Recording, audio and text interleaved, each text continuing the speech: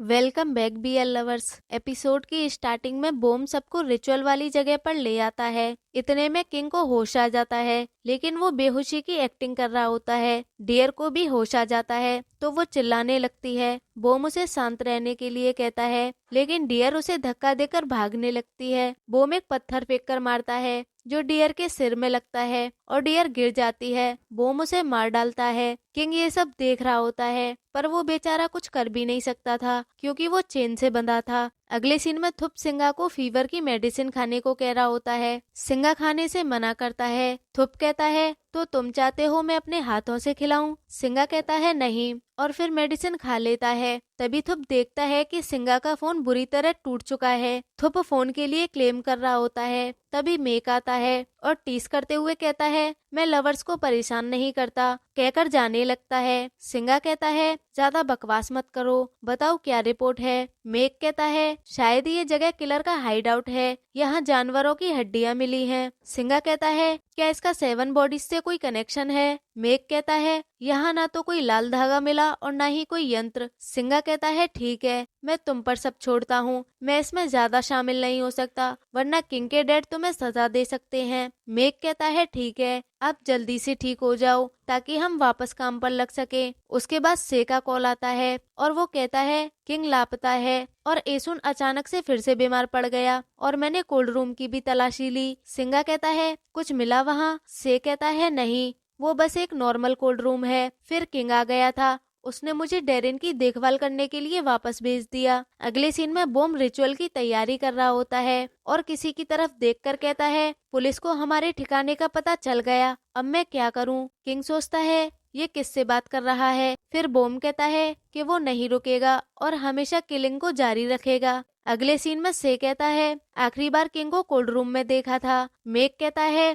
कहीं killer king को ritual का हिस्सा तो नहीं बना लेगा? थुप कहता है, मुझे डर है, वो यही चाहता है। सिंगा कहता है, किंग इतनी आसानी से हार नहीं मानेगा, अभी असली अपराधी पकड़ने पर ध्यान दो, हमें जल्दी पता लगाना होगा अगला कौन है। मेक कहता है, अभी जो लोग मिसिंग हैं वो है सॉन्ग जिसका संडे को जन्म हुआ था, दूसरी डियर जिसका मंडे को जन्म हुआ था और तीसरा जंप जिसका ट्यूसडे को जन्म हुआ था। को कहता है, और किंग का जन्म फ्राइडे को हुआ था, क्या उसे भी इसमें जोड़ा जा सकता है? मेक कहता है, अब सिर्फ वेनसडे, थर्सडे और सैटरडे बाकी है। डेरिन डरने लगता है क्योंकि उसका जन्म वेनसडे का था। थुप कहता है, शायद वो उन लोगों को चुनता है जिन्हें वो जानता है। सिंगा कहता है, क्रिमिनल साइकोलॉजी की एक खास बात है, वो पहचान के लोगों को चुनते हैं जिन्हें वो आसानी से कंट्रोल कर सके, पर असल में वो खुद भी अंदर से काफी डरे हुए होते हैं। से कहता है, टारगेट पता होने से हेल्प होती है, हम इसे समय रहते रोक सकते हैं। सिंगा मेक को डेरिन के साथ रहने के लिए कहता है और से पूछता है उसका जन्म कब हुआ था। से कहता है फ्राइडे को। सिंगा कहता है वो तुम्हें नहीं ले जाएगा। फिर मेक से पूछता है, मेक कहता है संडे को। सिंगा कहता है अब सिर्फ थर्सडे और सैटरडे बचे हैं। थुप कहता है मेरा और सिंगा का जन्म सैटरडे का है। सिंगा कहता है तो अब हमें थर्सडे वाले इंसान को ढूंढना है। दूसरी तरफ बॉम को दिखाया जाता है, कोई उसका पीछा कर रहा होता है। इधर थुप कहता है एक और चीज हेल्प कर सकती है, किलर का रिचुअल डेट पैटर्न। तभी सिंगा को उस आदमी की बात याद आती है जिसे 7 बॉडीज केस में अंदर किया गया था। सिंगा कहता है 7 लोगों के मारे जाने के बाद किलर अमावस की रात को अनुष्ठान करेगा। थुप चेक करके कहता है बस 5 दिन बचे हैं। दूसरी तरफ खेम बॉम का पीछा कर रहा होता है। बॉम अचानक से गायब हो जाता है। खेम उसे ढूंढने लगता है। तभी पीछे से बॉम आकर खेम की आंखों में स्प्रे कर देता है और फिर उसे मारकर बेहोश कर देता है। इधर किंग जंप से पूछता है उसका जन्म कब हुआ था। जंप कहता है ट्यूसडे को। किंग कहता है इसका मतलब अगले विक्टिम तुम होगे। जंप पैनिक करने लगता है। किंग कहता है पहले शांत हो जाओ, क्या तुम्हें याद है तुम्हें यहाँ कौन लेकर आया था? जंप कहता है वो बॉम था। अगले सीन में सिंगा मेशा के दिखने से अभी भी अपसेट होता है। थुप कहता है जो कुछ भी तुमने देखा वो सच नहीं था,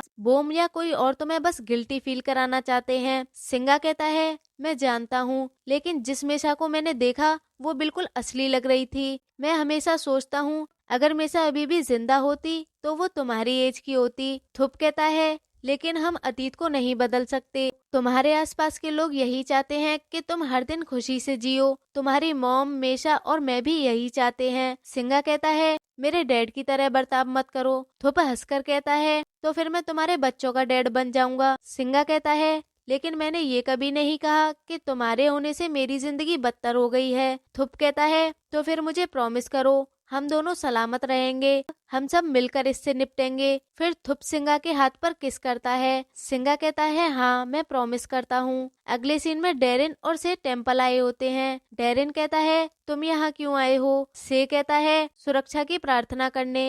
डेरिन कहता है, याद रखना तुम मुझे यहाँ खींच कर लाए हो। से कहता है, तुम इतने डरे हुए थे तो मुझे लगा यही सही रहेगा। डेरिन कहता है, अगर तुम इन सब पर विश्वास नहीं करते तो मुझे यहाँ लाने की जरूरत नहीं थी। वो समझ जाएंगे कि तुम जबरदस्ती कर रहे हो। से कहता है, अभी मैं कुछ भी कर सकता हूँ जिससे तुम सेफ रहो। डेरिन कहता है, क्या तुम ये भी कर सकते हो? से कहता है, अगर मैं एग्री नहीं होता तो तुम्हें यहाँ लेकर नहीं आता। डेरिन कहता है, तो 2 साल पहले एग्री क्यों नहीं हुए थे? तब तो तुमने मुझे अंधविश्वासी कहा था। से कहता है, अब मैं हर बात पर एग्री हूँ, तुम फिक्र मत करो और वो सब पुरानी बातें हैं उन्हें भूल जाओ, वरना मैं वापस चला जाऊंगा। डेरिन रोक कर कहता है, अरे मैं तो मजाक कर रहा था। उसके बाद दोनों प्रेयर करते हैं। अगले सीन में कोई सिंगा को बताता है कि खेम का कुछ अता पता नहीं चल रहा। सिंगा कहता है, हुआ क्या था? वो आदमी कहता है कि उसने बोम के कंडों के नीचे किसी सस्पिशियस आदमी को देखा था। वो उसके पीछे गया और तब से गायब है। दूसरी तरफ बोम खेम को भी उसी जगह लेकर आता है। इधर सिंगा कहता है, क्या तुमने उसका फोन ट्रैक किया? आदमी कहता है, उसका फोन स्विच ऑफ है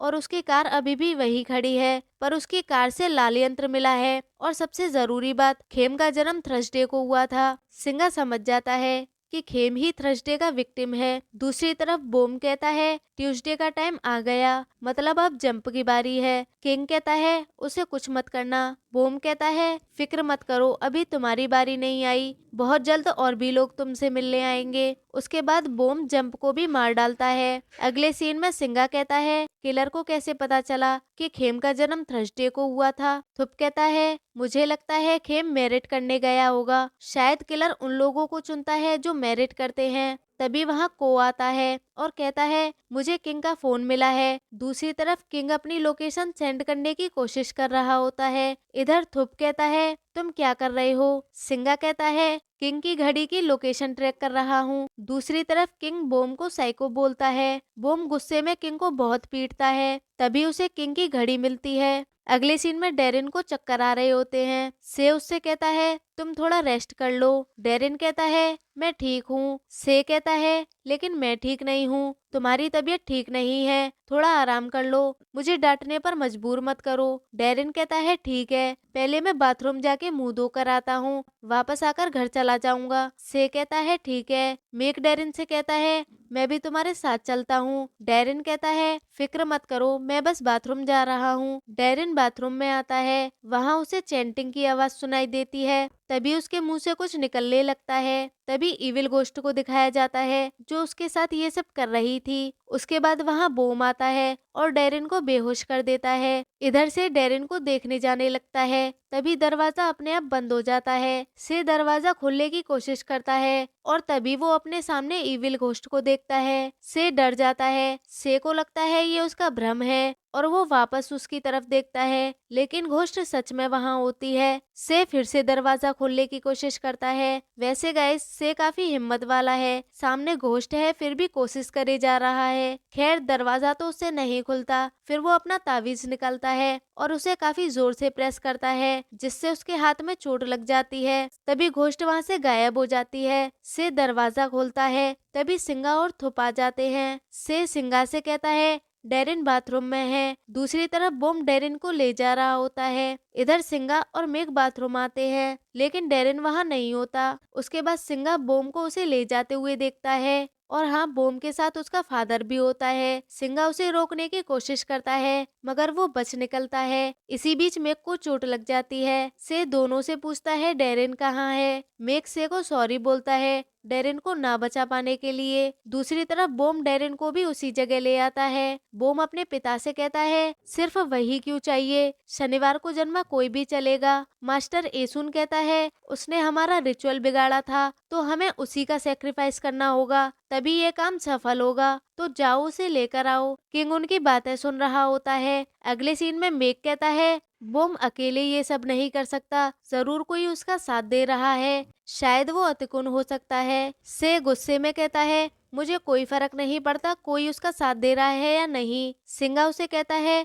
तुम शांत हो जाओ, उन्हें अभी भी शनिवार की विक्टिम की जरूरत है, वो मेरे या थुप के लिए जरूर वापस आएंगे। तभी सिंगा को फोन पर मैसेज आता है। सिंगा कहता है किंग की लोकेशन मिल गई। उसके बाद सिंगा थुप को एक डिवाइस देता है और कहता है अगर कुछ भी हो तो मुझे कांटेक्ट करना और प्लान के हिसाब से चलना और खुद से कोई डिसीजन मत लेना। थुप कहता है ठीक है। फिर सिंगा डिवाइस को टेस्ट करने के लिए थुप को दूर जाकर बात करने के लिए कहता है। थुप दूर जाकर कहता है क्या तुम्हें मेरी आवाज आ रही है? सिंगा कहता है हाँ आ रही है। थुप सिंगा को फिर से पुकारता है। सिंगा कहता है हाँ बोलो। अचानक थुप चुप हो जाता है। सिंगा डर जाता है कि कहीं कुछ हो तो नहीं गया। तभी थुप कहता है क्या तुम मेरे बॉयफ्रेंड बनना चाहते हो? सिंगा इमोशनल हो जाता है। थुप कहता है अब मैं और इंतजार नहीं कर सकता, मैं सबको चिल्ला चिल्ला कर बताना चाहता हूँ कि तुम मेरे हो और मैं तुम्हारा। मुझे डर है कि मुझे तुमसे बाद में ये पूछने का मौका नहीं मिलेगा। सिंगा कहता है ऐसी अपशगुनी बातें मत करो, तुम्हें सेफ रहना होगा जब तक मैं नहीं मर जाता। मैं अपने बॉयफ्रेंड को हर्ट नहीं होने दूंगा।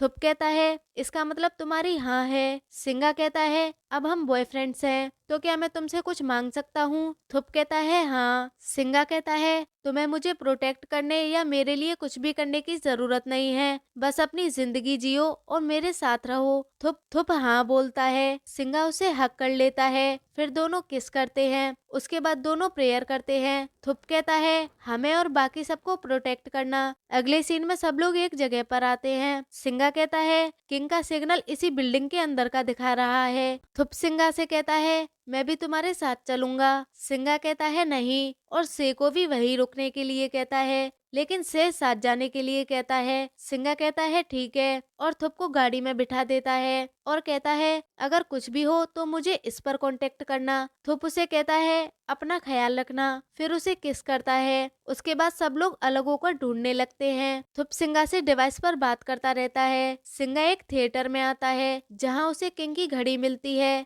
तभी बोम पीछे से सिंगा पर अटैक कर देता है और दोनों में फाइट होने लगती है। मेक और से जल्दी से भागकर सिंगा के पास आने लगते हैं। इधर थुप भी सिंगा के पास जाने लगता है। तभी उसकी घोस्ट मॉम कहती है बाहर मत निकलना, बाहर खतरा है। इधर बोम सिंगा से छूटकर भाग जाता है। दूसरी तरफ थुप गाड़ी से बाहर आ जाता है। तभी येसुन पीछे से उस पर अटैक कर देता है और थुप को अपने साथ ले जाने लगता है। इधर बोम ने दरवाजा लॉक कर दिया था। तभी वहाँ से येसुन थुप को लेकर जा रहा होता है। सिंगा उसे अतिकुन कहकर पुकारता है। थुप कहता है तो तुम मेरे पिता हो। येसुन कहता है मिलने में बहुत देर लगा दी तुमने। सिंगा कहता है कौन सा पिता अपने बेटे के साथ ऐसा करता है, तुम रिचुअल्स के लिए पागल हो गए हो। येसुन कहता है अगर मैंने वो रिचुअल्स नहीं किए होते तो आज मैं जिंदा नहीं होता। मैं बरसों से छुपा हुआ था, लेकिन तुम जैसे पुलिस वाले ने मुझे फिर से ढूंढ लिया। एक बार ये रिचुअल पूरा हो जाए फिर तुम मुझे कभी नहीं ढूंढ पाओगे। सिंगा कहता है इसके बदले मुझे ले जाओ। येसुन कहता है मुझे तुम्हारी नहीं इसकी जरूरत है, ये मेरी जिंदगी बर्बाद करने के लिए पैदा हुआ था। सिंगा कहता है मैं भी शनिवार को पैदा हुआ था। येसुन कहता है लेकिन तुम इसके जैसे नहीं हो और थुप को अपने साथ ले जाता है। बेचारा सिंगा कुछ नहीं कर पाता और एपिसोड यही खत्म हो जाता है। गाइस वीडियो अच्छी लगी हो तो लाइक करना मत भूलना। मिलते हैं नेक्स्ट वीडियो में। Thanks for watching.